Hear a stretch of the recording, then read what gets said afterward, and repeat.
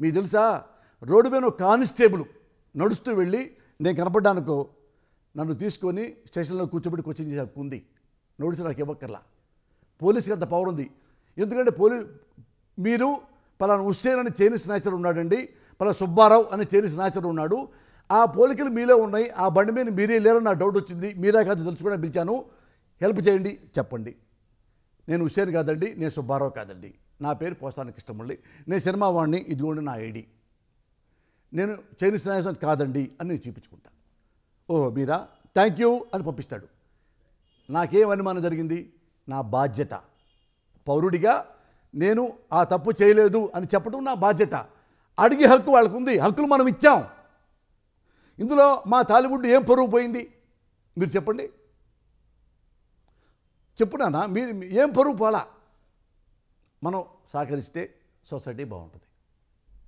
ఎప్పుడు మీరు అనాలంటే వాళ్ళు ఎంక్వైరీ పిలిచి మీరు మాకు 10 లక్షలు ఇస్తే మీరు మంచోడని చెప్తాం, లేకపోతే బొక్కలు పెడతాం అంటే తప్పు అన్నారా?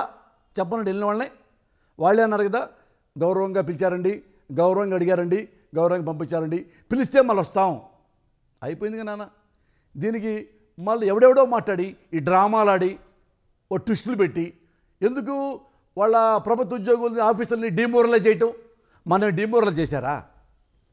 నోటీస్ అందరికి వస్తే సినిమా ఇండస్ట్రీలో మొత్తం ఉన్నారు, అందరు ప్రొడ్యూసర్లకి, అందరు డైరెక్టర్లకి, అందరు టెక్నీషియన్లకు వస్తే ఏమండి మేమంతా దొంగలమా అడగొచ్చు. ఇన్ని వేల మందిలో 15 మందికి వచ్చింది.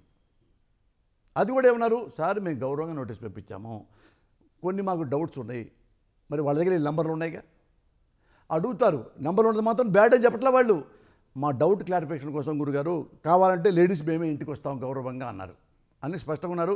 నాకు తెలిసి వాళ్ళ తప్పు లేదు నేను అనుకుంటున్నా.